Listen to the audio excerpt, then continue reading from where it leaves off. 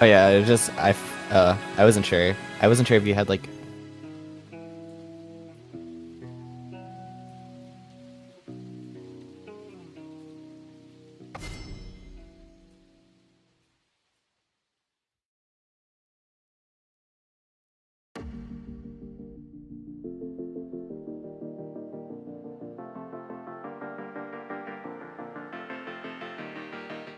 Ladies and gentlemen, welcome back to Learning Fives. This is week number 3.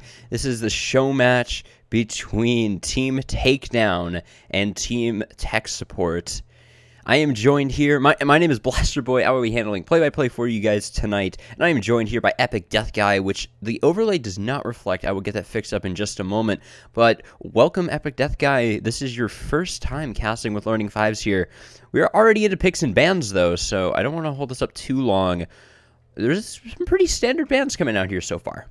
Yeah, it's going to be interesting to see what kind of composition each team goes for. We really have very little information about each team, but it's going to be interesting to see what kind of compositions they're going to try to mesh together and see if they're going to go for poke heavy, team fight heavy kind of compositions, or maybe even just like picking their favorite champions, just getting those comfort picks. So we're going to have to just sit through pick and bans and see. Yeah, so far it seems like it's mostly just meta bans. Syndra definitely does fit into that socket as well. So these are basically worlds bans. Yeah, just the meta slave bans. Yeah, pretty much. These are worlds bans, basically. Yeah, Olaf isn't a super common solo queue pick, but in team compositions, having that Olaf that's able to dive the backlines is able to cause a lot of disruption. So, he's a pretty good pick for team play. Yeah, and Malphite, speaking of being able to dive the backline, Malphite is the next one up. And Zed is also taken away as well. So these are sort of just maybe uncomfortable champions that these teams are uncomfortable against or are not comfortable with the enemy getting, assuming that they are very good at it. There's an interesting story behind these two teams here. The tech supports are on the blue side, and they are a silver ranked team, and they have opted to take on Team Takedown, who is a gold ranked team on average. The tech supports, though, the reason they have their name is based around their mid laner, who is an entire tier above the rest of the players on the team. So yeah, he's in gold 2, and the rest of his team is silver 1 through 3, I believe. Yeah, so they're really going to be looking to throw a lot of resources on him, it sounds like, just based off of their name.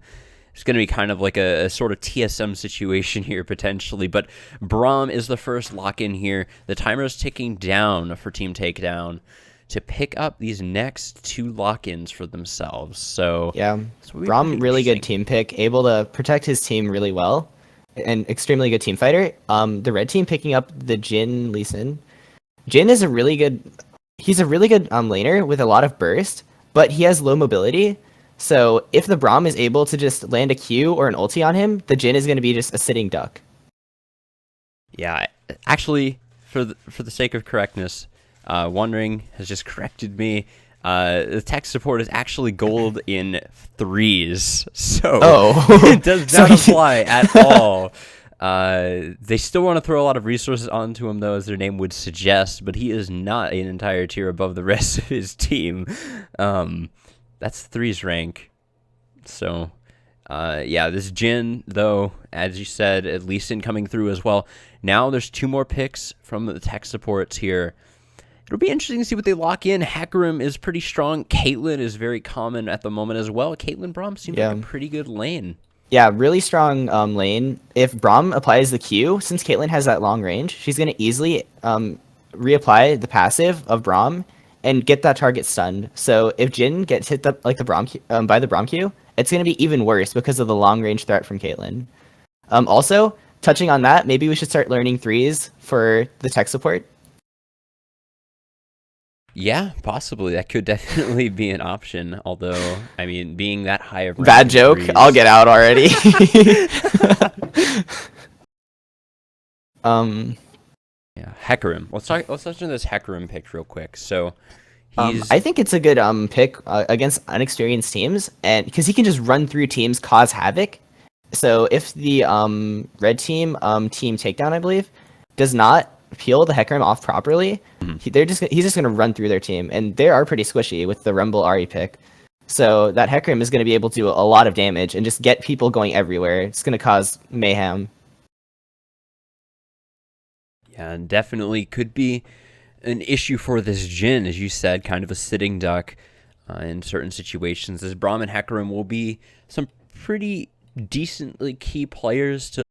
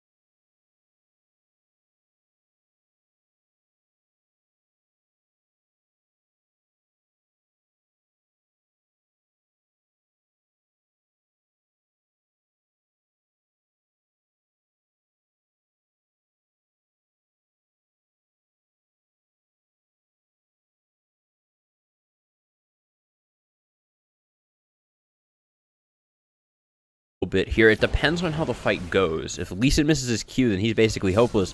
If Hecarim gets his charge off, then he might still win the fight anyway.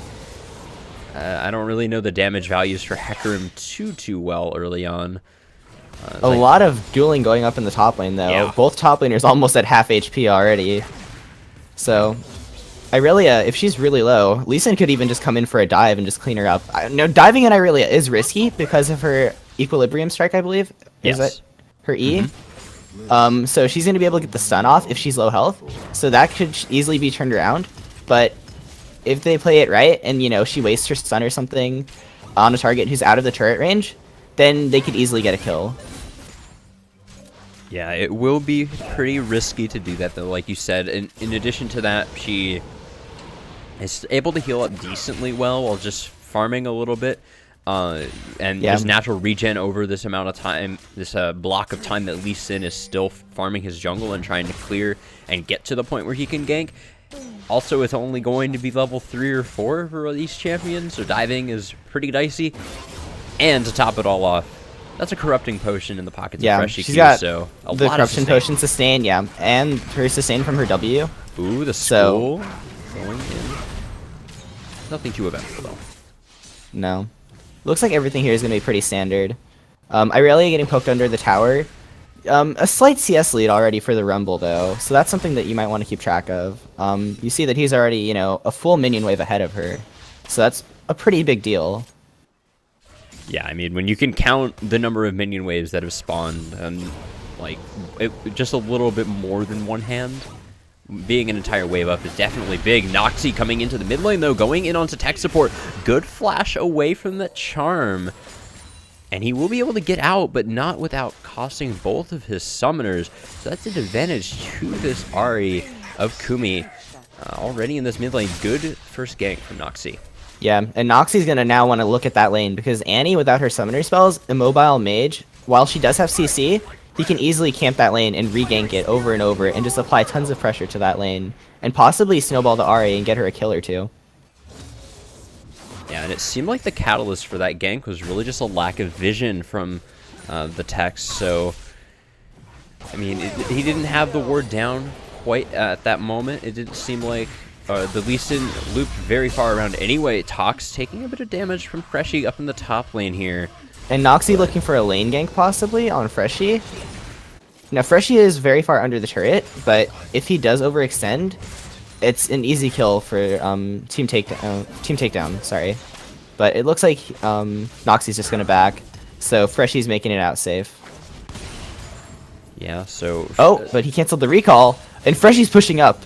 Yeah, this could be pretty big here. Noxie still has the flash. A lot of tools still available here. They're going in towards the turret, but Noxie's going to get stunned just on the edge of it.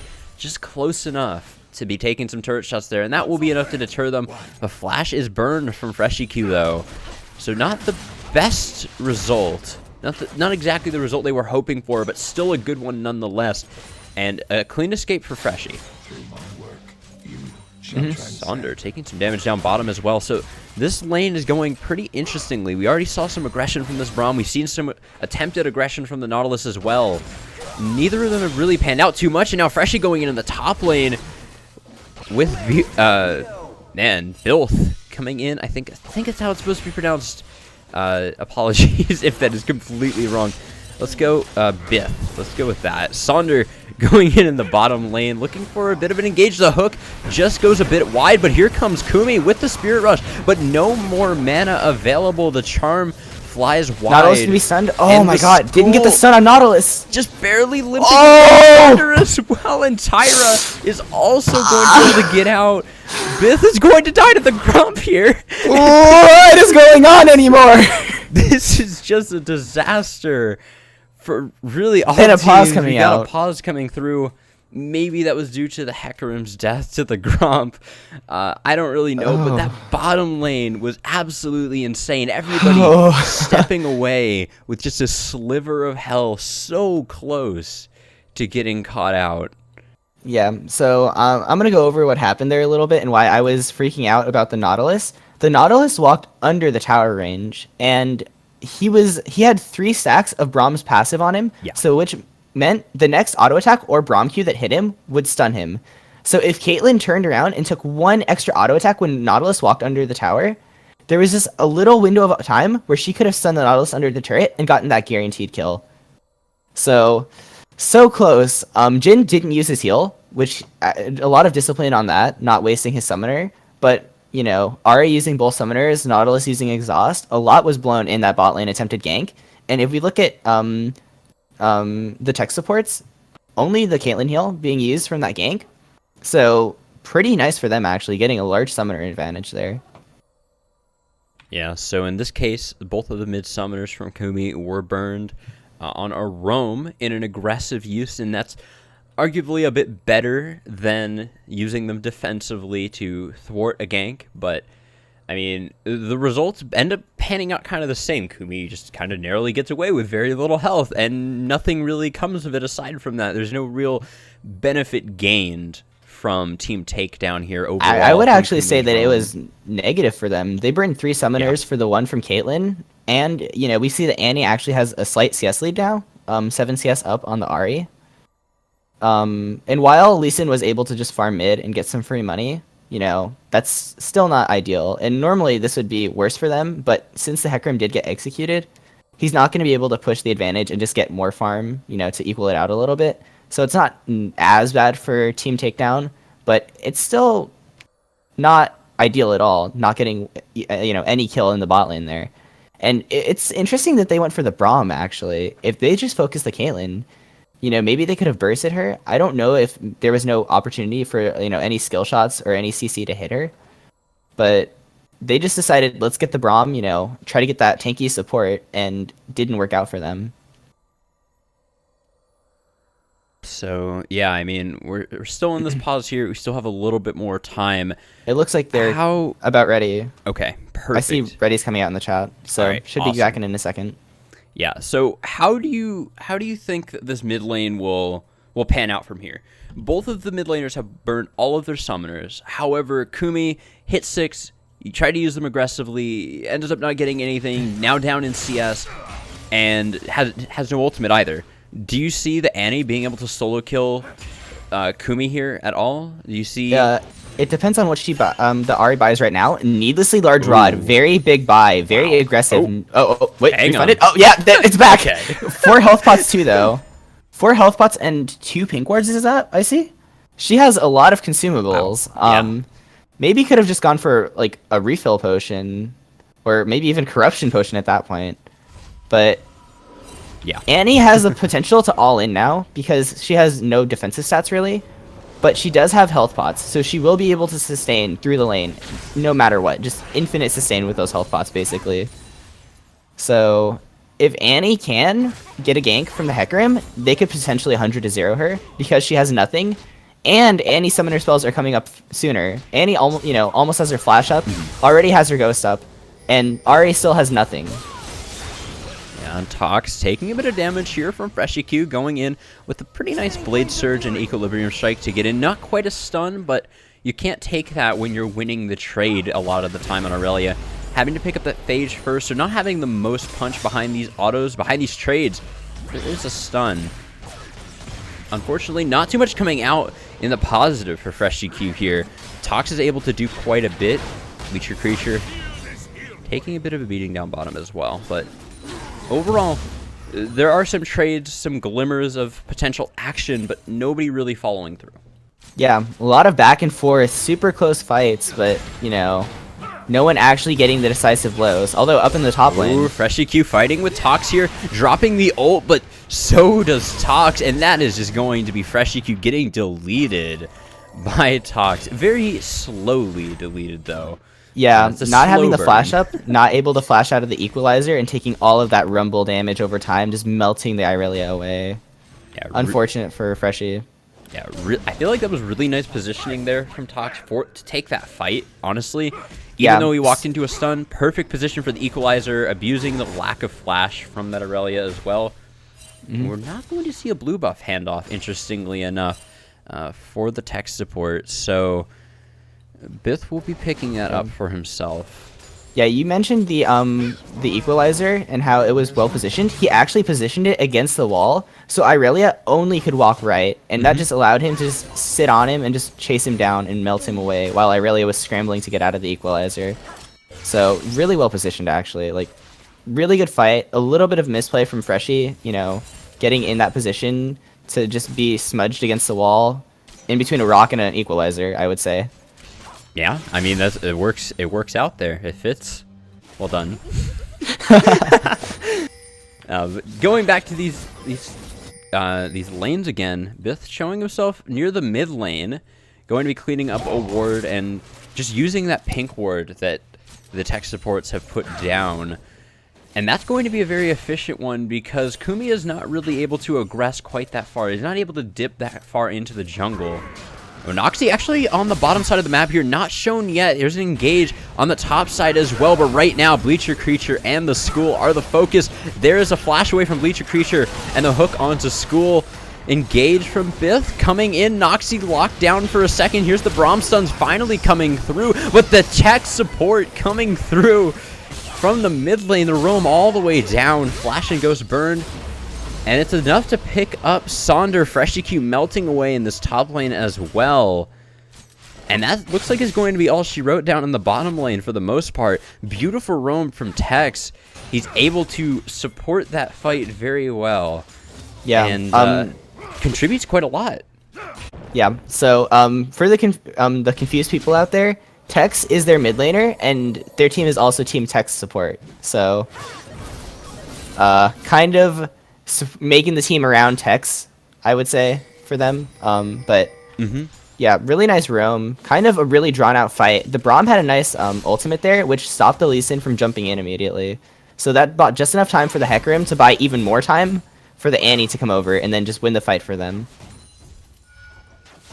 Yeah, so really nice heads up roam from Tex. And for an Annie of all champions, really, to out-roam an Ahri, even though there is the tier 1 to no boots advantage, an Ahri getting out-roamed is not a situation you see very often. Ahri is usually the one to pull the trigger on those kinds of things, and she's usually the first one there, out-pushing somebody like a Victor even, and pinning them down, and then just walking out of lane and using her ult aggressively. It's not what we saw here. But really because of all this bot focus, the lead that Rumble has built up for himself top lane, he has over 1,000 gold, and now Nautilus is walking too far into the mini jungle, having to flash out there. Yeah, he went aggressive for that pink ward.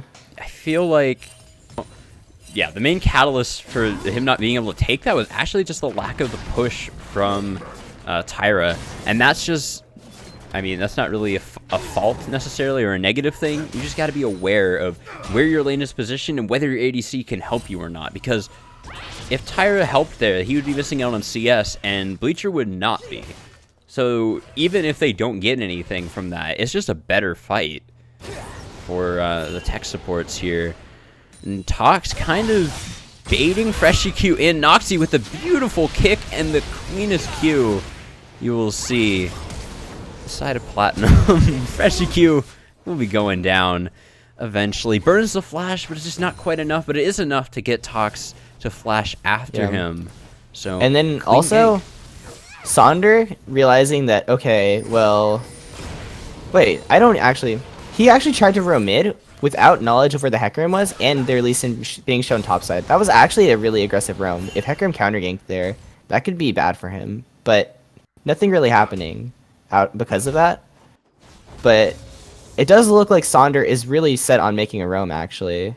He wants to win his mid lane for him, so I would say that that kind of makes sense because the Caitlyn will be playing similarly far back to the Jhin, and Jhin can play pretty safely, even though the Braum versus Braum is kind of dicey.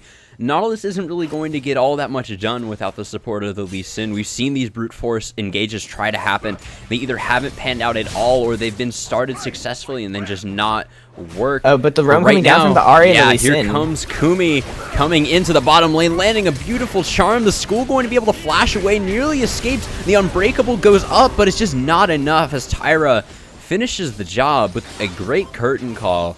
3 solid shots there. Sonder takes a bit of damage on the way out, but that is a good 4-man gank coming from Team Takedown. Sonder did blow the depth charge, which is Nautilus's ultimate, and that is a really long cooldown. It's over 2 minutes long, so he's not going to have that really big, useful form of engage for 2 minutes and 20 seconds, which is really bad for him. Yeah, so that could be bad for a potential dragon fight specifically. That could be a focus coming up. 15 minutes, still no dragons. And it's Earthdrake too. It could be valuable for both of these teams. Sonder now walking up for the pink ward again. Braum isn't here yet, and it looks like Caitlyn's not going to go and try to mess with him. So he gets his pink ward that he wanted oh so badly, but it just gets replaced. Replaced by the ADC even, and this is oh, hold that thought, But actually. in the top lane, yeah, taking a big fight here with FreshyQ. Freshy actually edges him out there. yeah. Mostly due to those Merc treads, I feel like, and just a good stun and everything in general. A lot of things coming together for FreshyQ there to just slightly edge out Tox, even though down a level. See, Freshy went for the max E on Irelia, so he's not looking for as much sustain, but he's actually looking for that, you know, really big stun and burst. And the equalizer coming out to clear the wave, which means he doesn't have as much kill pressure on the Irelia. So Irelia is now actually going to be able to, like, she's really behind. Like, she is 1,300 gold behind, but she's not going to be scared at all. She's just going to be able to safely farm top lane. So that opens up the map for Lee Sin, so he doesn't have to just, you know, or sorry, not Lee Sin, the Hecarim. So Hecarim doesn't have to just try to, you know, help top lane and try to salvage it. He can do stuff wherever, and Irelia will be okay by herself. Yeah, and Leandri's Torment coming through from Tox on that recall, so that explains why he wanted to go for that equalizer there. He only had 800 gold. I looked at his gold values as he was recalling there. Only 800 gold in his pockets. It was kind of a weird recall time, it felt like, but he had plenty for that Leandri's now. Noxy leaning towards his top side again. This could be the third time that he's at least attempted a gank here. Bleacher Creature going to get locked down, but only for a moment as the school to stand behind me. And saves him from some unnecessary and maybe uncomfortable damage there. Hold on a second. The Jhin went for CDR boots, and Nautilus going for the pink ward again. Really? He gets it that time. He does get it. So he's just set on getting those pink wards. But if we look at the builds from the bot lane of tech supports, they have 3 pink wards ready to just keep on replacing that bush. They just don't want to let him have that bush. Yeah, Bleacher Creature is really set on buying 2 pinks, it seems like every single recall. And I'm not going to say that buying pinks are bad, but I will raise It's a lot of gold going into it. That is a lot of money. That's 150 gold. He could get a long sword with all that money. Yeah, he's done it twice, so he very well could. But Bith going to be caught out in his own jungle here. And here is the roam down from Kumi, but going to get dropped by the bear. Not quite going to fall, however, has to burn the flash to get away. And Tox is here to disengage the fight.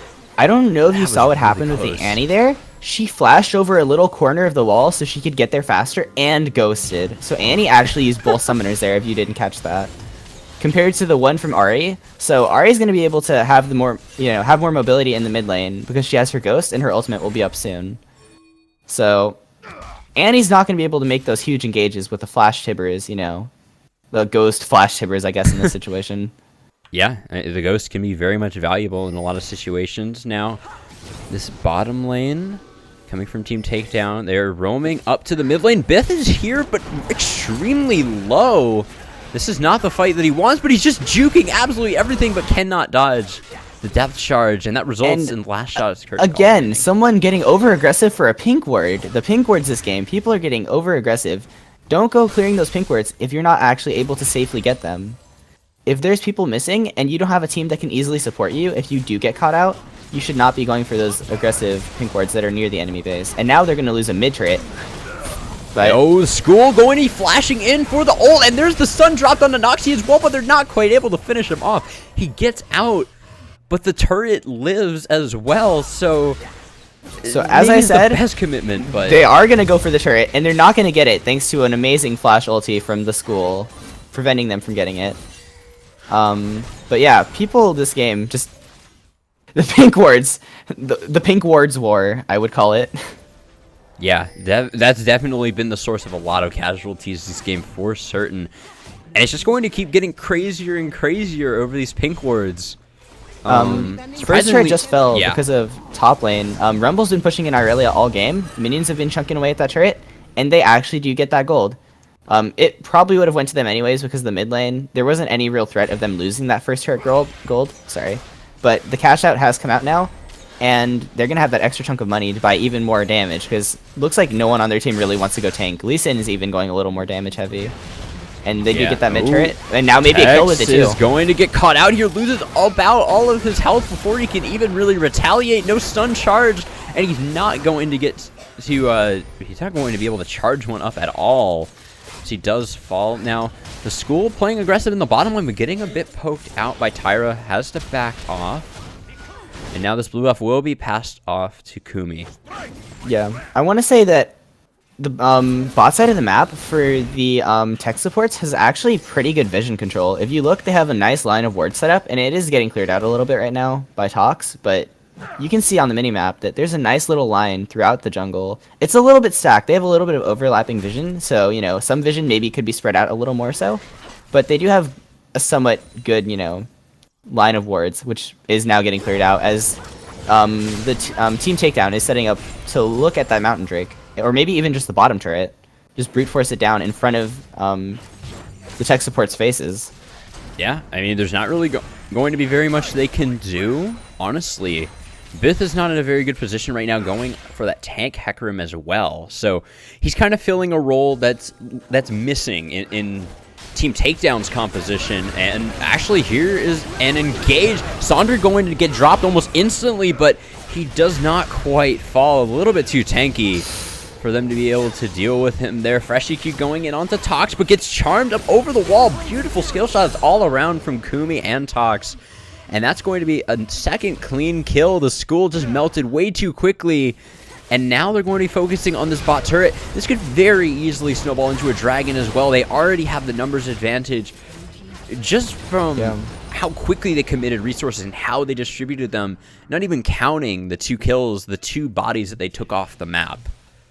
And so in that team fight, the Nautilus ulted the Braum instead of the Caitlyn because he saw that it would line up to get a second knockup on the Hecarim as well.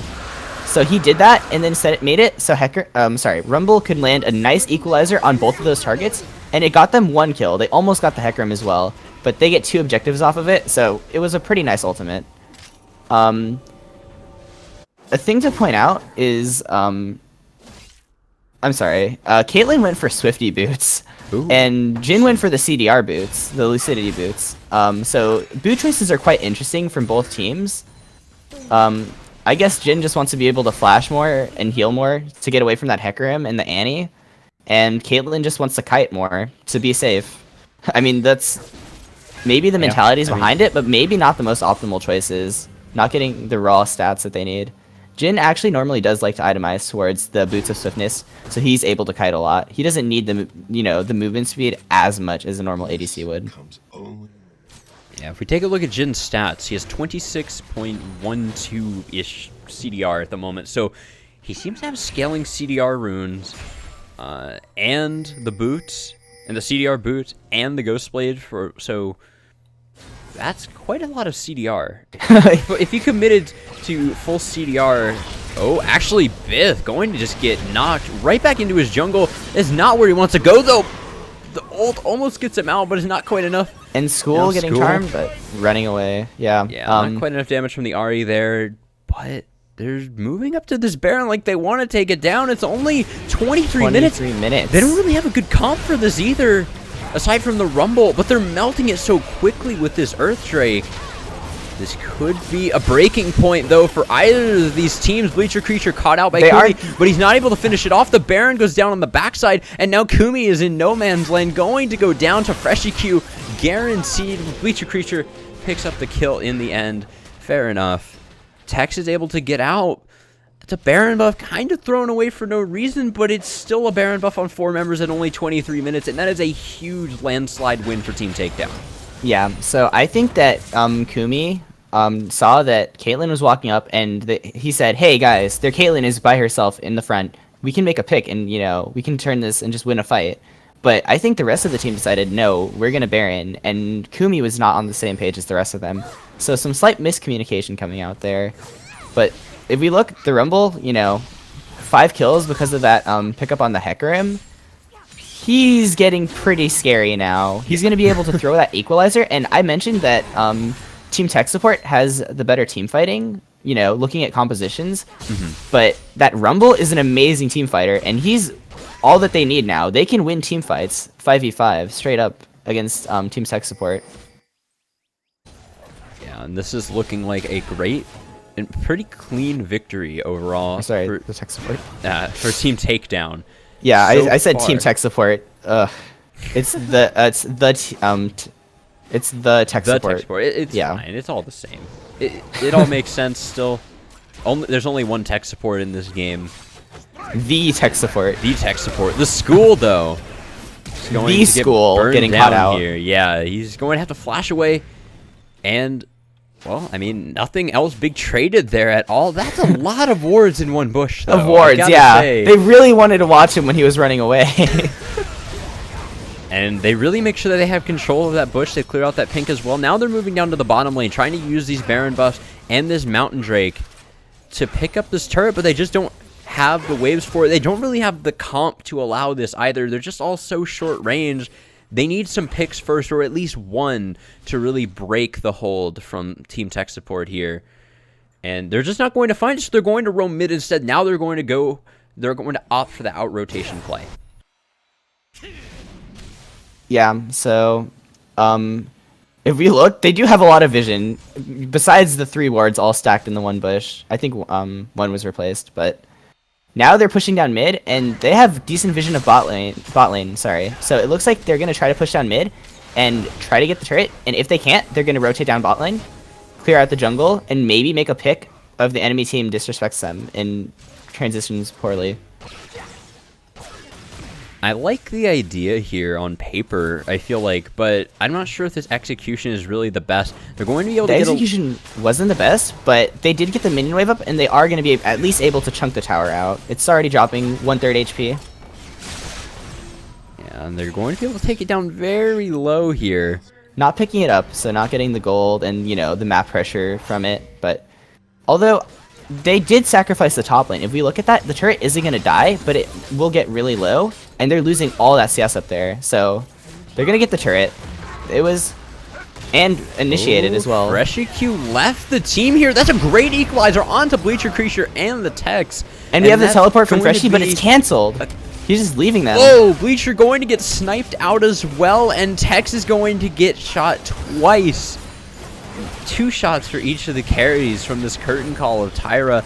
Not quite going to be able to close out that last kill onto Tex, and now they're on to the inhib. No Baron buff to their name, but do they really need it? Fresh EQ is finally back here, but I don't know if this is something tech support can really take.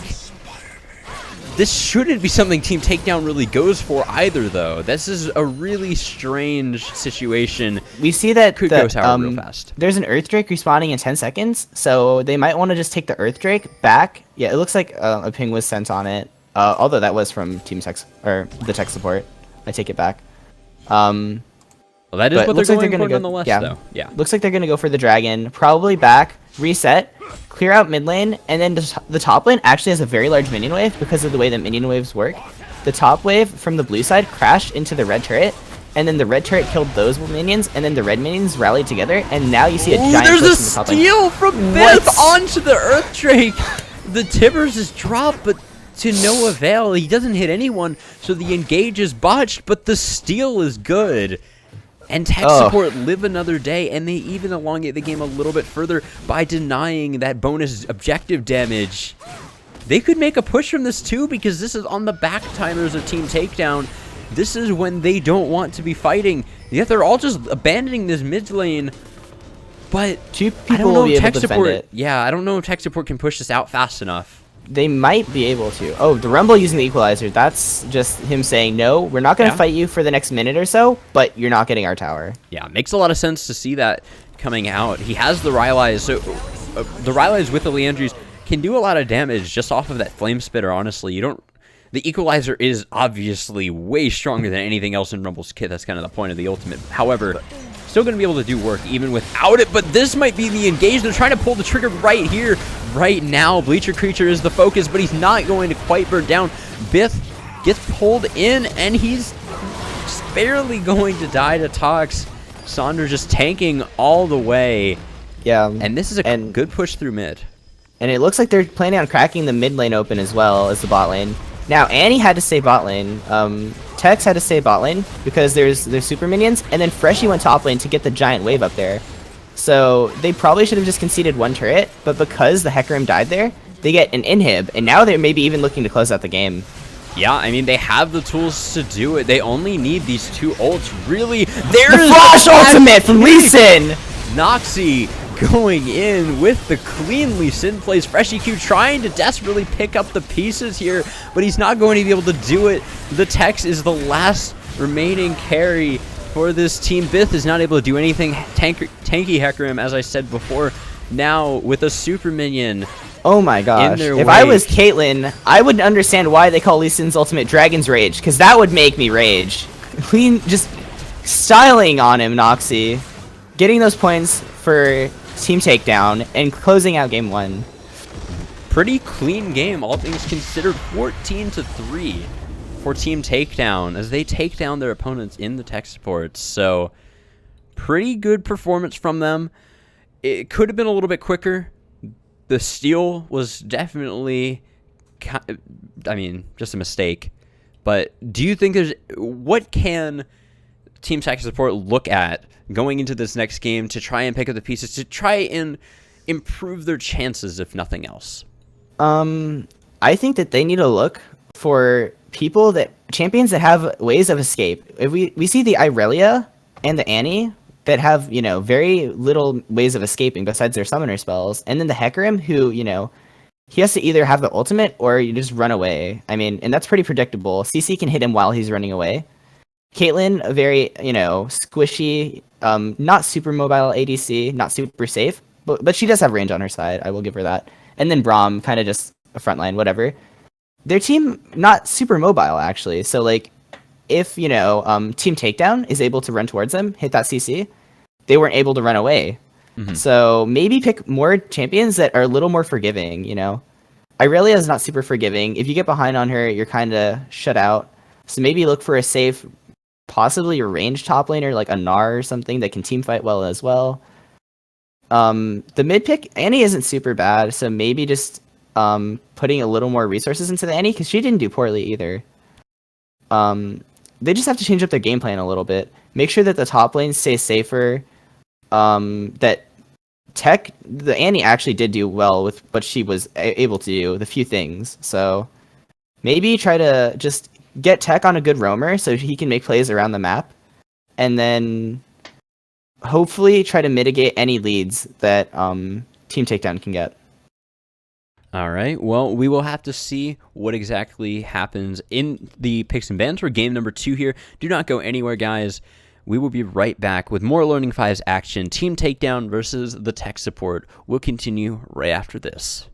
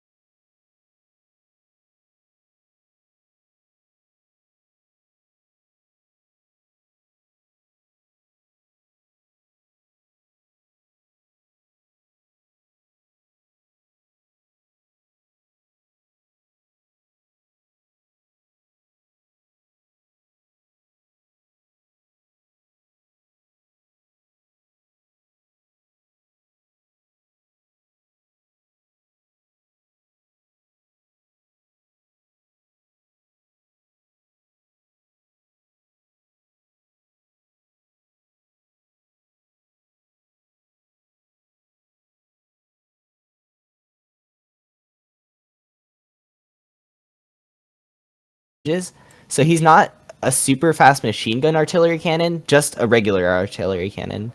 But maybe just gonna stick with the Caitlyn. Much safer. I don't think Kog'Maw against Lee Sin would be good, and they are doing Ooh. that. But picking the Skarner up, that level 6 ganking can be very deadly. He might be taking Ghost, or maybe he's just not changed from last game. But Yeah, Blith, I if he, mean, he didn't do the best on Hecarim. It's a bit weird for me, from my perspective, to see that taken off a table, but Skarner's kind of similar. You kind of just run at people, CC them. In the case of yeah. Skarner, you just kind of drag them back into your team, though. You run in, run back out with a friend. Seen some picks coming through. Scion and MF are the picks. Now, will this be an MF support? That is a real question here, I feel like. Okay, so I'm guessing that's an ADC MF. Yeah, that's a safe assumption, I think. I feel like. Now they have MF and Scion, which if the Scion can initiate with an ultimate, in the middle of an enemy team, the MF can just rain down, shoot that ultimate, and get a lot of damage down. But is the MF really going to be able to channel her ulti against an Annie and a Skarner? That's the question, and that's going to be deciding. Honestly, the team fights are just going to be decided by how people play them, not by which composition is stronger or like which team has like a very significant lead. I mean, if a team does have a significant lead, they're gonna win, but slight leads won't matter as much as positioning, health advantages, and stuff like that. It looks like the tech supports have decided that their picks were not at fault for the last game. The only one that they have changed has been one that was banned away. Caitlyn, Nautilus, and Annie all coming back through these picks for them. Now, This should be interesting. I think that it wasn't a bad team composition. I actually fairly liked it last game. I think their team composition is actually weaker in a team fighting sense because I do think that Hecarim is a better team fighter than Skarner. But if you look at the enemy team, they're not going to win team fight that. With the Kennen coming out, Kennen MF with like just insane wombo potential, and then the AoE possibly stuns from Kumi, or not Kumi, sorry. It would be from Sonder on the Zillion support. And able to No, keep I think that this is a Zillion mid. In Wait, fact, they don't have any other pick that they could really trade around into that role. top lane Scion. Support Scion. I guess. Sorry, yeah. I mean, I was expecting the Kennen mid. Actually, Yeah. I don't know why. That's But not out of you're the question right. It either. actually is a Scion support. I think. I was caught off guard. My bad. I have a friend that plays a lot of Scion support, so Yeah, maybe it's not this bad. is just It's a like normal viable to pick. me. Maybe my I mind haven't with seen what's it normal in is quite a while. I know yeah, that I some haven't people seen it play in it a in while solo either. queue, but it's not a common pick. Yeah. But yeah, it looks like Kumi is actually going to be on that Zillion with Tox top lane on the Kennen. So, but my point still stands. They have incredible team fighting potential, and if they can initiate a good fight with Tox, getting a good ultimate on the Kennen, they just win. Just team fight one. There you go. MF ulti, AoE stun, dead.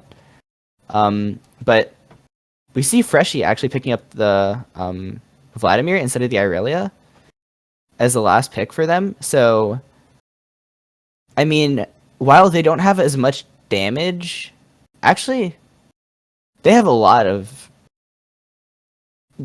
skirmishing, just like drawn out damage, sustained damage. They don't have the wombo damage.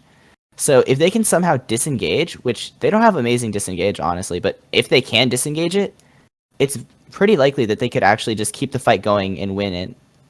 I would say that they're more looking for counter engage here. Nautilus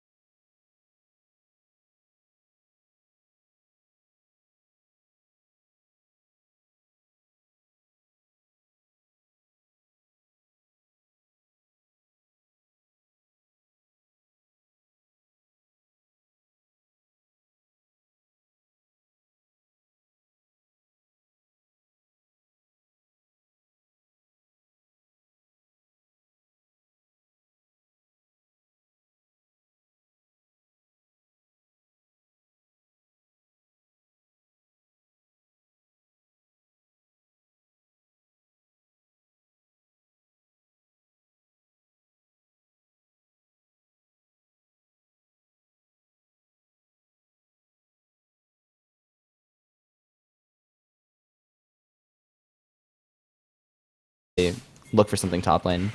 Yeah, it is a little bit risky to invade Lee Sin on pretty much any champion, especially Skarner, though. But he is going to try to make the best of a bad situation here. Go for the gank, but Tox is on point with that Lightning Rush and is able to get out pretty successfully. Attempted hook from the school. This is what we saw last game. A lot of attempted engages from this Nautilus, but, I mean, they didn't work out the best the entire time. And that actually was not from the school, rather. That was from Sonder in the last game. Apologies for that, but still, a lot of attempted hooks for the engages. Tyra locked up here for just a moment. Sonder steps on a trap, taking quite the beating from Bleacher Creature, and so far delivering pretty well on this Caitlyn damage. Yeah, Caitlyn's looking much stronger in this lane because it's not nearly as bad. What did they have last game? They had Jhin and Nautilus, right? Against the Braum Caitlyn. Yes. So I feel like the Sion just has less engage, but now Noxie's sitting in the bush looking for a lane gank. If Bleacher Creature pushes into him, Noxie could maybe get a kill here. Yeah, I think how we're seeing the Sion work out right here, and the point that you just made kind of perfectly fills in why Sion is such a good support in solo queue, but maybe not here. Might have to hold that thought, though. They saw Noxie. He stepped out of the bush. Yeah, and Blith and they're pinging showed it, up on a ward as well, so there's just a lot of disengaging, a lot of scrambling down in this bottom lane here, but neither jungler is going to be able to get anything done. Noxie's still in the area, though, and they don't necessarily know that. Here's an engage onto Sonder, but just a little bit of damage traded in. That's really all we're ever going to see onto either of these tanks. And the Scuttler is stolen away by Noxie. That's actually terrible for Blith. That's a good amount of gold taken away from a Lee Sin that already 3-buffed him. Yeah, and Lee Sin has like about 100 gold extra in his pocket right now, so it's pretty nice for him. He's living the comfy life. He's gonna get both junglers haven't backed yet. Or sorry, the Lee Sin hasn't backed yet. The Skarner has. So when Lee Sin backs, he's gonna have a nice chunk of gold in his pocket. He's gonna be able to get his Tracker's Knife and then some long swords. Lee Sin loves him some long swords. Yeah. So who doesn't, really? Talon mains everywhere, gushing at the top. Talon mains, yeah. What is it, 15, 16 long swords in an average Talon build? Just everything, just buy long swords everywhere with Talon. Indeed. And, I mean, okay, a lot of attempted ganks from these junglers as well. I commented on how there's a lot of attempted engages with these Nautilus hooks. This time from the school, last game from Sonder. A lot of attempted jungler ganks too. Noxie and Blith definitely rearing their ugly heads for these junglers quite frequently, much more frequently than it feels like they did last game. And this could bode well if any of these really do work out, because the game is still kind of in a perfect, almost equilibrium. And it's actually even slightly tilted by 200 gold in the favor of Team Tech support. Yeah, I like all the pink words that you can see in the inventories of Team Tech support. It varies, you know, depending on how they use the pink words, but buying those, it's going to allow them to, it's going to give them the chance. Not saying that they'll take it or use it well, but it's going to give them a chance to get a very decent amount of vision established in the bot side of the map and maybe protect the mid lane Annie. So that way the Lee Sin is not going to be able to make the plays on the Annie, and their, you know, mid laner, who is the center of their team, as their name suggests, is going to be able to just be safe and farm safely against the Zillion. Well, we do see a little bit more trading this bottom lane. And, okay, I started bringing it up before. The Sion pick, the big thing that he really excels in is catching people off guard when they, for no reason, walk up to the bush, and he just hits them with his Q that he keeps charging up, trying to get that knockup, desperately trying to make something happen. Actually hold that thought. Tyra going to get locked up a little bit by a good engage from the school. Again, nothing too huge comes out of it. But on the other side of the map, we see another steal. This time, well, not this time, once again coming out from Noxie onto the red buff. Just perfectly timed, perfectly controlled with this vision. And this is just beautiful from Team Takedown right now. They have the number of Blith. Yeah, again, it looks like he's Blith is gonna get triple buffed by the Lee Sin. So maybe he might respond and try to go for Noxie's red buff, but it doesn't look like he doesn't even know, so he's probably not even gonna think about it. Although he might think about looking towards the bot side of the map. Although his pathing is kind of weird, he's taking a lane gank. Skarner doesn't have mobility, or it is kind of rough, but the Nautilus has a lot of CC, so I think they can make it work. And they clear out the vision in the lane brush as well. They get that pink ward down. And, oh, but this is going to be a force engage at a terrible time. Sonder just goes a little bit too Dragging far, him into the turret. And now pulled back into the turret, into a trap, insult to injury. And now that is one angry zombie. CsTechz is actually getting over aggressive though, chasing really hard. He doesn't have his stun built up, drops the Tibbers and not stunning. It looked really tried to make something happen there. Yeah, he had really good preparation in his movements, but he didn't have his stun built up, so kind of Q going into the top lane, and Tox might be the one overstepping here. There's the blood thing at the mark from the ult. Oh dear, I'm completely blanking. Hemoplague. The Hemoplague ticks down. And now the dragon's being taken. Oh, this could be a steal, though. That's a 50-50. Smiting it. But it will go to Blith. A solid smite from him. A revive onto Noxy. They don't... Wait, the Zillion! Guys, wait, guys! Him, but he steps on a trap. It's still not enough. They left the Lee Sin. I don't think they realized the Zillion had his ulti on No, him. they all walked away. And they just walked away, like, bye, Lee Sin. Oh, wait, you're alive again? Wait, come back. No! You gotta wait for the announcer to finalize the kill. It's not over till the announcer says so. You gotta wait for that prompt, guys. It's not time to stop. It is not time to stop. The top lane is the complete opposite from what it was last game. We actually see Freshy with a CS lead and a kill up now. Solo kill against Toxcelery. So hopefully we can see Freshy, you know, redeem himself from the last game and now shut Toxcelery down. Yeah, so far this is looking pretty good for Freshy. This is something we did not see in the last game. Now, the game is very much different. The landscape of the map is very much different because Nocti has kind of owned the top side of the map, specifically the red buff area on Freshy Q's side, but he's just not turned any of those into top lane ganks. He hasn't even really attempted to go up there quite yet. And so, I mean, maybe this is what we were supposed to see last game. There was a lot of focus from Noxy on the top side, though, for the first 10 or so minutes, and that really shut Freshy Q down and punished some of that slight over-aggression. Blith is standing in a top bush. Oh, man. This is a repeat of what we saw from Noxy last game. The roles have been reversed, and now Team Tech Support the tech supports are looking to do something, just shut down the top lane, but Kennen walking away smells something fishy,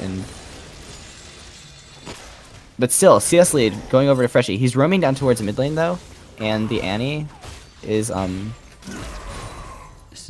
shoved under a tower though, so he's not really gonna get much. Maybe some vision, but he can't dive her really. No, there's no way that he can dive her here without any armor. He doesn't even have the first shreds of Azania's hourglass.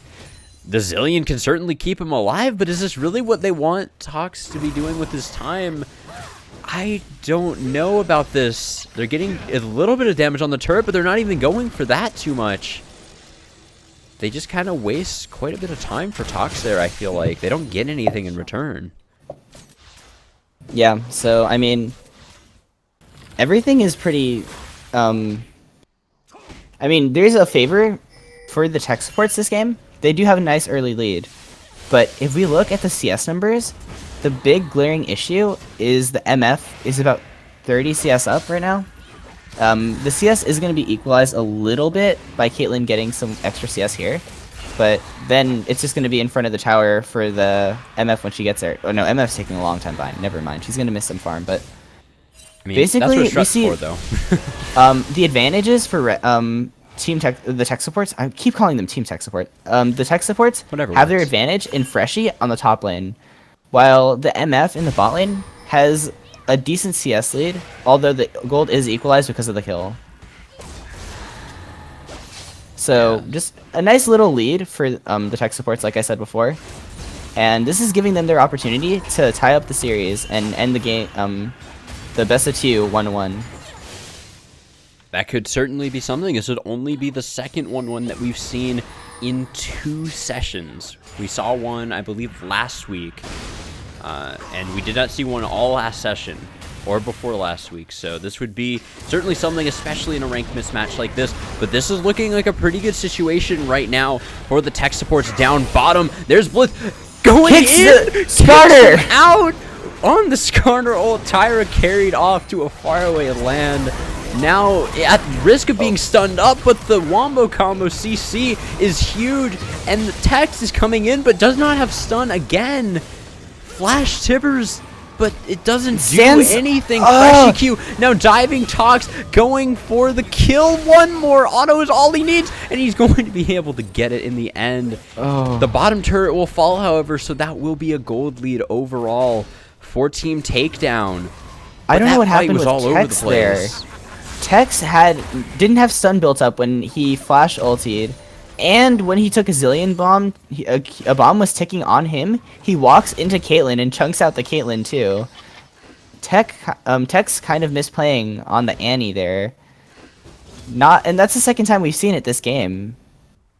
So worrying hopefully, trend. Yeah, hopefully he figures that out. But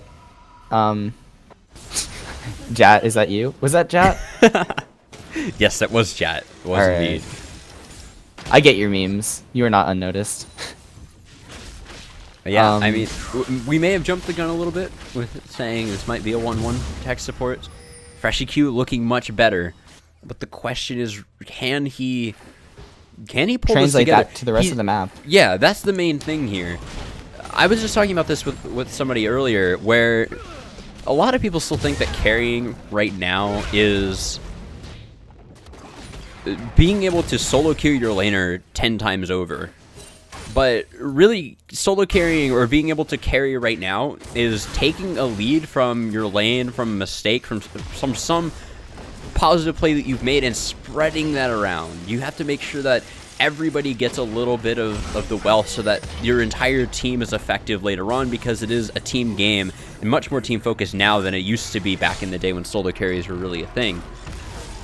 That's one of the main things that Freshy will have to be looking at here. Even in spite of the Spirit Vision start, he's still able to solo kill Tox twice by going MR first with no AP really to back it up. So this is a great start for him, keeping this Kennen down. But now really 3 people in the top lane, though. It looks like Freshy might be out of position.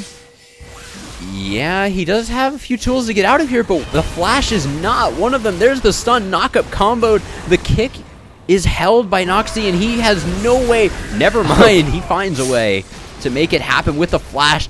Tyra is going to be bursted down. Yeah, there's the trap. Dropped into the Zillion ult, though, is not going to be enough to save his life. The Chrono Shift will not do quite what it's supposed to. Yeah, well, not and quite the tech support's looking for that Fire Drake now. Probably the best Drake. I don't think anyone thinks otherwise. No, there's not really that arguable. All the Drakes are useful, but the Infernal Drake is useful in the most situations. Every situation. Yeah, basically. So it is definitely the most powerful in that way, for sure. With that first kill onto FreshyQ, though, the top turret does fall as well. So it is a trade, and there's still not a single turret picked up right now. And it's a 4-man push up in the top lane. Still not a single turret picked up for the tech supports, and Freshy has to defend this 1v4, but he's doing pretty well for himself. Yeah, almost killed Noxy there, but now they're going to get the bottom turret. Still just not... There's no answers, actually, for them, so they're getting this turret, and they might just keep pushing. And it looks like Team Takedown don't have any plans on stopping them, but it looks like the tech supports are backing. Continue here. Yeah, I would have liked to see them go as well. Oh, FreshyQ going in, dropping 1v4, actually. 1v4, yeah. I mean, that's what this Vlad can really get away with versus double AP. What are the Kennen and Zillion really going to do to him here? The MF now just arrives, so there is much more of a risk. This Lee Sin isn't in the most fed position right now, so his AD is effective, but when you're healing so much and ignoring so much of two enemies damage, I mean, not really much to worry about in a 1v4 stacked like that. Nonetheless, he pushes them off. 1v4 doesn't really go for the full commitment. There's a lot of vision coming down all of a sudden for the tech supports on this top side of the map. I don't think they'll go for the Rift Herald here. Not really worth their time or energy, but they could be looking to just control this Baron and try to lock that down. There's a ton of vision on this top side in general right now, actually. Yeah, and while Caitlyn does have, you know, her Runons and a BF sword, also going for the Boots of Swiftness again. I don't know how I feel about it, really. I don't think it's the best boot choice for Caitlyn, but yeah, I feel like it's more justifiable against the Zillion, I guess. I guess it helps him get away and get into position so he can, you know, not get caught out by the Zillion or by the Lee Sin, but he does lose out on a lot of attack speed because of that. Definitely. It is definitely a hit to your damage for sure. The MF is going for the, you know, the Korean build as they call it.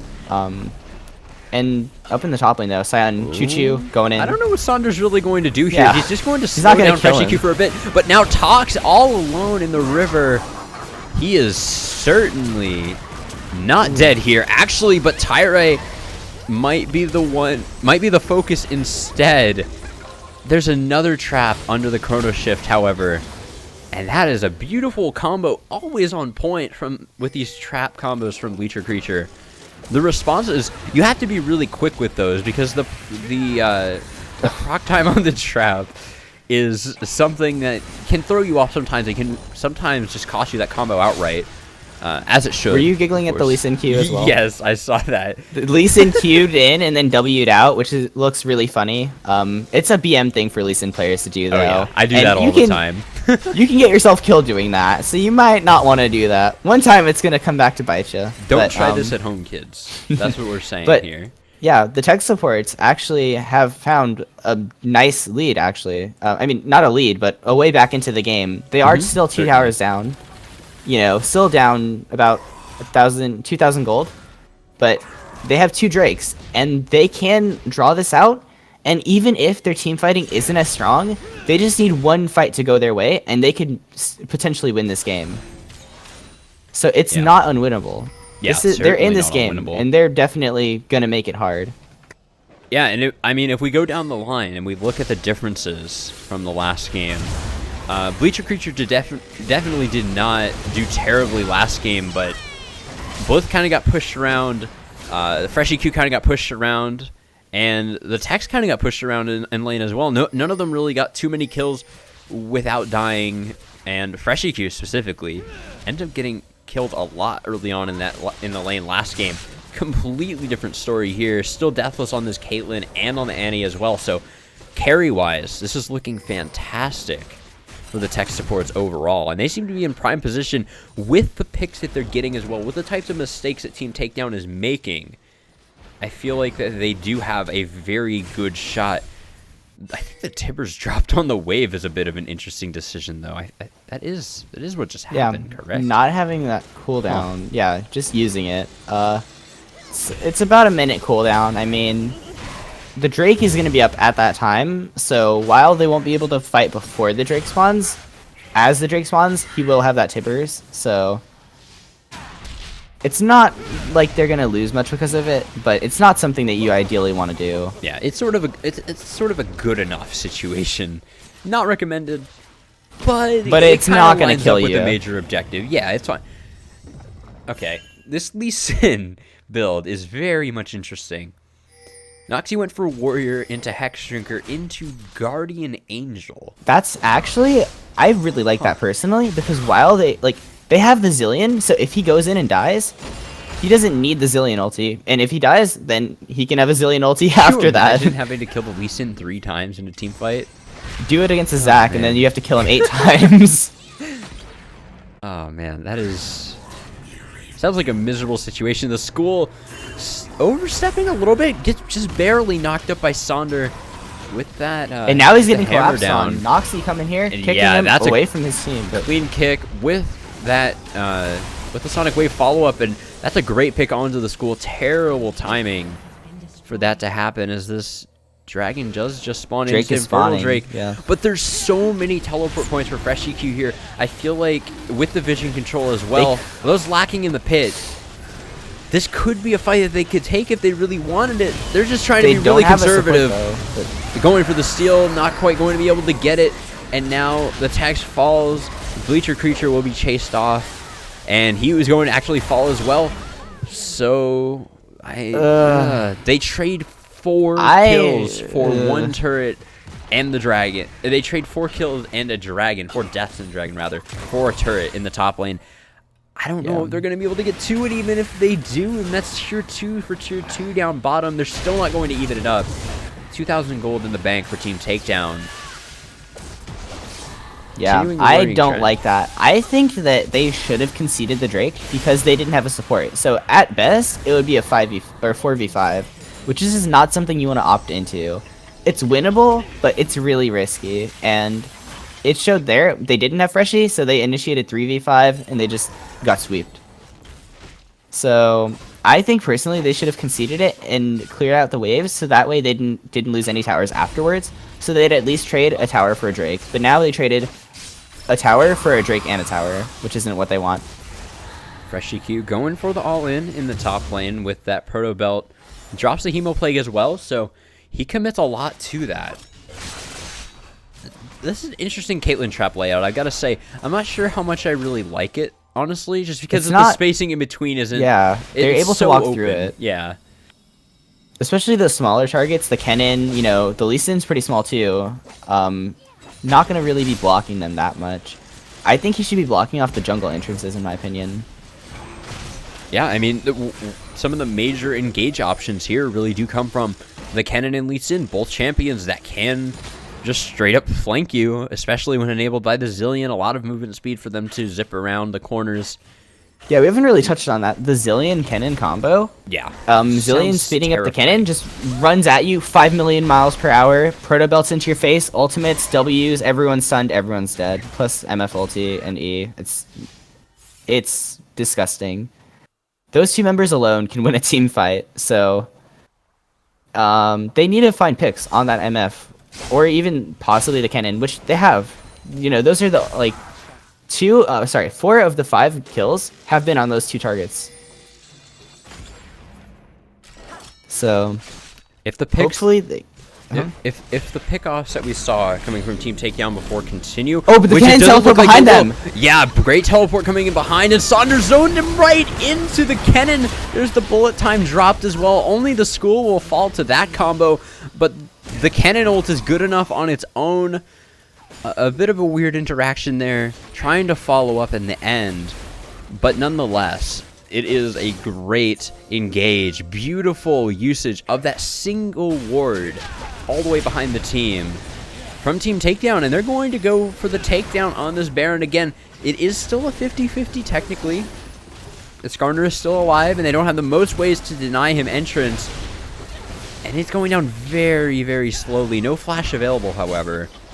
This could be risky. Freshie Q caught out, looking to take this fight as a one-man army.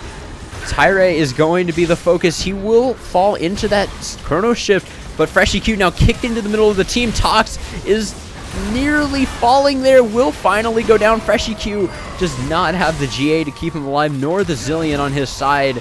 Blith will fall, and now the text. You're going to be the last focus. There's the knockup from the depth charge, and it's not quite going to be enough to pick up Noxie in the end. And unfortunately, this is just going real sour real quickly for the tech supports. Yeah, so, I mean, they're just getting caught out, and the Kennen with that teleport just able to get them that amazing fight, which gave them just that extra push that they need. Sorry, Team Takedown getting that extra push that they needed. Yeah, just like the job of the team to help the top laner is to ward in flanking positions. You don't want to just throw your ward in the middle of the lane unless, you know, they're chasing you down the lane. You need to put it behind where the enemies will be in the future. You need to have that kind of foresight. So support, since they have a lot of wards, that's mostly their job, but anyone can do that besides the ADC with their blue trinket, of course. Especially when you have 4 yellow trinkets still on your team. Mm-hmm.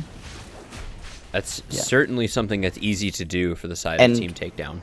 And you mentioned the 4 yellow trinkets. They only have 1 red trinket, so it should be much easier for them to get wards for Freshie to TP onto, but they're not getting them down. If you look, where are the deep wards? Where are the defensive wards? The vision is just almost blank from the tech supports, so I mean, right now both teams don't have that much ward control, honestly, but you know, both teams need to be looking to get those wards to set up for, you know, TP plays eventually. Oh, Or just for Noxy vision. going to get hooked in. He takes a little bit of damage, but really not the most. Lee Sin is a very slippery creature. Very difficult to lock down, and a lot of sweeping and ward clearing coming through from man. Yeah, and we From see the tech gold lead. supports. While this game does look very, you know, in favor of Team Takedown, we see that the gold lead isn't actually too bad, and like only, you know, 4K, which is, it's pretty, you know, it's a sizable lead. But Here's the Toxilary Zillion going in, engage though. with the Kennen. Tox going to get boosted in super speed, going full Sonic mode, looking for that pickup, and that's going to be a clean 2. Looking for 3. There it is. The double bomb from Kumi, and that is a massive, massive engage. That's exactly what we were just talking about. Yeah, now they're just gonna push down mid, get maybe an inhib turret, and then maybe even Baron after that. I mean, just this is giving them so much. I was just about to say, you know, there's not actually that much of a gold lead, because if you look, Freshie has a humongous amount of CS, and he's really strong. So maybe they could do something, but Freshie going in here, he's going to get kicked into the team. He's kind of in a bad position. He, on one hand, it is kind of what he wants. He wants to get up close and personal with the enemy team like that, but not really on their terms. He just pops that Zhonya's immediately, able to get out very cleanly. And overall, that was a very nice engage. It does not result in the Baron, however, so that will need to happen probably one more time before that really they're getting a Drake comes as well. through. A Drake as well, though. Yeah, they do get the dragon. That's another Ocean Drake, the second one of the game. So now it's one of each, one Ocean, one Infernal to both of these teams. So now they are dead even in dragons. This Baron seems to be the focus, and the school is right in the wrong neighborhood, all alone. And there's nowhere here. There was no one here to help him whatsoever. Caitlyn farming the bottom lane as well. That is just going to prompt Team Takedown outright to go for this Baron. This is not looking good at all for the tech supports. The steal still could come through, but it's extremely difficult at this point.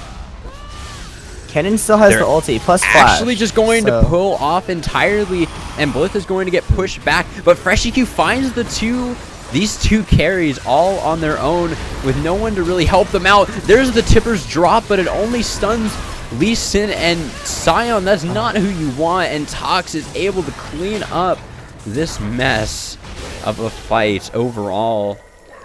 And I mean, Freshie picks up 1 kill there, but the Caitlyn was too close and still died, so I think Freshie's been playing this game fairly well, actually. I'm pretty happy with, you know, how he's been playing the Vladimir. He's been getting in there, and the Vladimir is so tanky and has so much sustain, they're not actually able to kill him. Even though, you know, they're very ahead, it's still not enough. So if the Vladimir can stall it out, a team fight, and buy time for the Caitlyn to do damage, they could potentially win a team fight. Although at this point, with the Baron and the amount of gold that they're going to get after that, it might not be possible anymore. Oh, well, they're just going for these interesting plays, to say the least. They peel off that Baron real quick. Now they're going for a just fanatic brush straight up, through and through. Nothing special there. They're going to pick up 2 kills for that, however. The school and FreshyQ, well, they're the first 2 members that they focus. And yeah, FreshyQ will be following in the end. Kumi looking for a little bit more, potentially. Are they looking to end? I don't. That would be very aggressive. It would be I don't extremely think they can. aggressive. Baron is the safe call here. I mean, Tox's engage is enabled by the Zillion, which the Zillion E is pretty much always up. Looks like they're going for top ult turret, is though, finally instead. coming up again. So the engage is definitely something that they could pull off here. But it will look like it does look like they will go for the top turret instead, as you said. And that will be the top tier 2, the 7th of the game now for Team Takedown. And they're really just crushing these games so far. Really nice performance from them. It's been pretty clean overall too, although this game is a little bit slower and a little bit sloppier than the last. Yeah, so they get another tower off of it. They get the mid inhib, and they get some kills. I'm kind of confused though. Looking at the items on the tech supports, the Triforce coming. Oh, sorry. No, I don't know why I'm way too tired. That's a very standard item. But you can see the item advantages coming out. You know, some people having full items up on their counterparts. Pretty insane. And at this point, it looks like,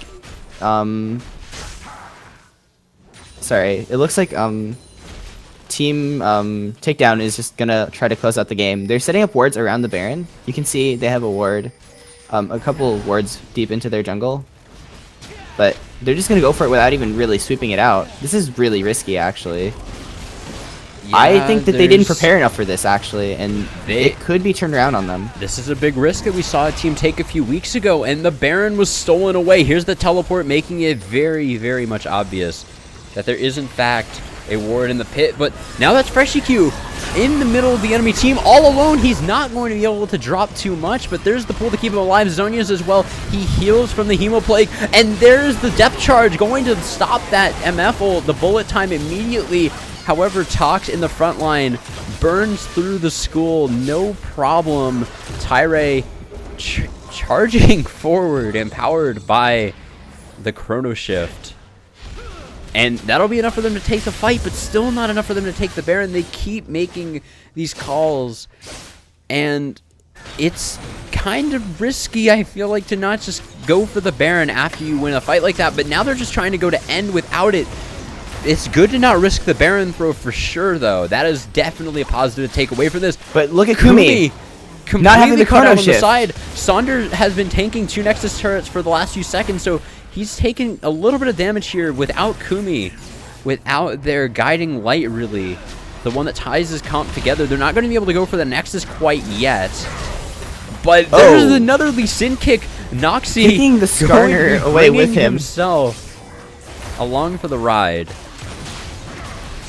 That was, man, that is such a weird interaction whenever that pops up. Yeah, the Lee Sin Q cast, basically, as soon as the Skarner Q cast, or Skarner ulti, what am I saying, Q, sorry. Lee Sin and Skarner ulti basically would cast at the same time, so, Lee Sin would kick him away, and then Skarner would be like, nope, you're coming with me too. That's basically the interaction that's happening there.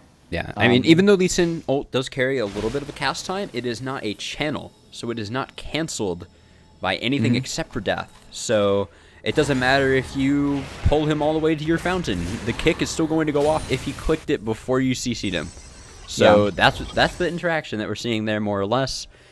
There's a lot of sweeping coming through again from the tech supports here, and they really have to try to clean up these wards and just buckle down around this Baron. I don't know if I really like Bleacher Creature's build here too much, personally. The Zeal third item, I'll actually hold that thought. I'll have to get back to that maybe at a later date, as the school is, man, he's just completely alone here in the middle. But there's a great anti-ult from the tech support onto all of the carries, and MF will fall. Tyre is just picked out of the crowd there. Bleacher kind of got mispositioned a little bit and kind of got pushed away, and then Kennen solo killed him during that fight, so that's why Caitlyn was dead. But it looks like they're going to be able to defend their mid inhib, so the inhib's back up. They don't have to be super afraid, but Freshy's now getting caught out. Yeah, he is Vladimir, though. He's okay, though. Gonna be pretty safe overall. It was a little bit spooky for a second, but he'll be able to walk it off. Not a problem, really. Elder Drake has now spawned, and it looks like Team Takedown are going to go for this. They're going to take Elder Drake after Baron dancing 3 times, and they still haven't killed the Baron yet. This is an extremely interesting game. Again, it's good to Elder not Drake is so slow to Baron. take. Whoa, Tex is all the way down here on the opposite side of the enemy team. This could be terrible for him here. He needs to pop the ghost in order to get out of this. I feel like there it is. He will be able to get out, but Sonder might cut him off anyway. Not going to be able to make the connection there. Dropping the Tibbers. Oh, I don't The necessarily Baron, like that he's the a super, Baron yeah, on the other Baron's side of the coming map. out. They're going for it. There's no smite here. There's no vision at all for Team Takedown. They don't know a thing. They're going for the inhibs. Yeah, they're gonna get 2 inhibs off of this probably, but is it really worth it when they could just get the Baron and do that anyways? They're going to get the Baron now. After only 1 inhib falls, they're going to try to defend the second one, but it's just so low from the earlier supers. Now Team Takedown absolutely have to get out of here, or they risk losing a ton more than just the Baron buff. There's the engage from Tox, but it's really only onto the Skarner, and he's just going to get exploded. Freshie Q heals Vladimir for getting all the so much damage health that he from that Hemo tanked Plague. in the beginning. Tyree, now the focus. There is the trap dropped under the Chrono Shift one more time, and now that's 2 kills. The turnaround for tech support here is huge, but the base is in shambles. Only 1 tower left on the Nexus, and then only 1 inhib left, and 1 inhib turret. They have to defend their base against the super minions when they start pushing down, and the top wave is also pretty built up, so there's nowhere really for them to push at the moment.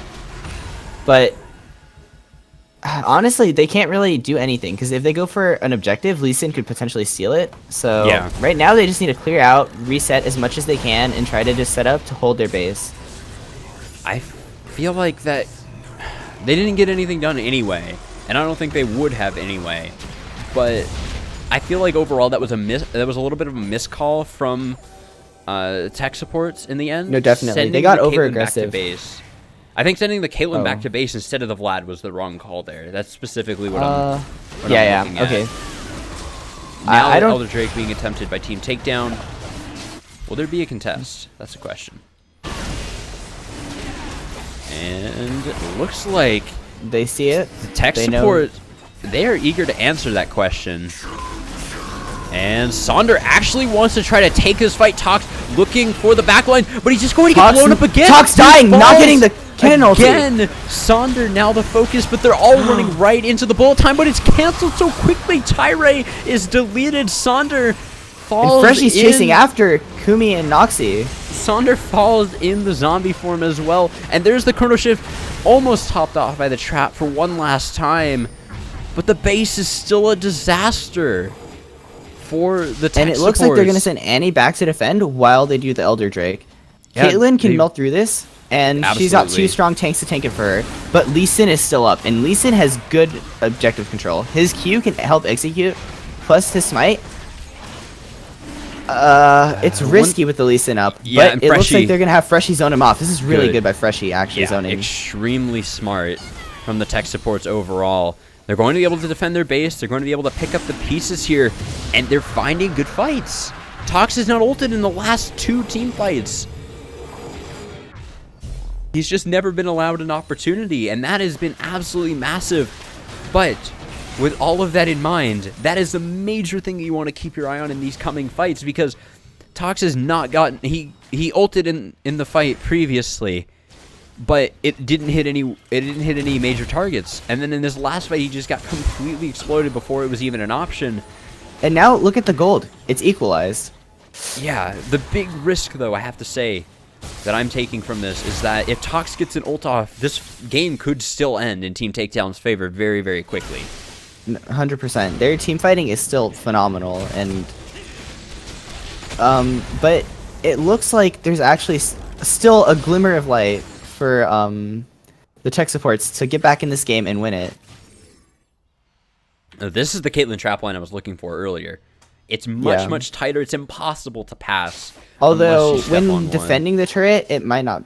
It is a little far back. Yeah, so- it is a little bit far up, to be fair. But that is the line that I've been looking for. The tight setup around that turret debris, specifically in that gap in between, and all on the other side as well. Yeah, normally the places that you want to place them are either in front of jungle entrances, or like to block pathways, so your enemies have to walk around a giant line of traps, or in the like if you see the inhib turrets, you can block those as well. So those are generally the places that Caitlyn would want to trap up. But she can also place them around like in front of her, so that way she has somewhere to like kite away from, and like the enemies have to try to like crawl around traps and stuff. Yeah, and there's a lot of focus on this mid and bottom lane, rightfully so, from the tech supports. They are just trying to clean up all these supers whenever and the possible. engage coming There's out. the depth charge drop, and it actually cancels Saunders' disengage there. Now he's going to be a little bit caught, but now all of a sudden Blith is all alone, and Freshie is so low. He's flashing going to with get a zillion exploded. Q on him. Drops the bomb onto the rest of his team. Blith is going to fall, and CsTechz hasn't even ulted yet. This is a fantastic fight. There's the attempted engage. The CsTechz is going to be falling very soon. There is the double up from Tyre to clean up the fight, and now Bleacher Creature will be the last man standing, and that is only for a matter of seconds. Team Takedown finally find the fight that they want from a little bit too much desperation from the tech supports, and that is going to close out game number 2 here from the looks of it. Yeah. The early game was really, it was pretty even. Mid game completely went over to Team Takedown, and we see them here taking out the Nexus, closing out the game, and Team Tech supports just kind of fumbled in the mid game, tried to crawl back late game, but couldn't close it out. Yeah, and that game was significantly closer, significantly messier from... When I said when they can't close it out, I mean they couldn't find something to give them the edge they needed to close out the game. They had a few good fights, but they couldn't get what they needed there. Well, with all of that said, guys, you saw exactly what happened on the Rift there. I think that's about all we have to say. Team Takedown takes it with a pretty convincing 2-0, although that game was a little bit messier, as I was saying. Definitely things for both of these teams to work on, some glimmers of hope for the tech supports, but they opted into this as a learning opportunity. I really like that personally. I really enjoy when teams will opt into, even if it is an uneven matchup and they just kind of get stomped into the ground, to take the hit, the moral hit, and just go and look to improve as much as you possibly can.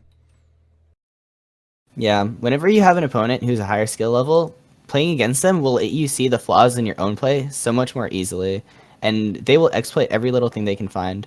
So it makes it much easier to see what you're doing wrong, and then you can fix that next time. So then whenever you're playing against someone else, you don't make those same mistakes. Well, I think that's going to be just about it for myself and Epic Death Guy here tonight, guys. I hope you all did enjoy.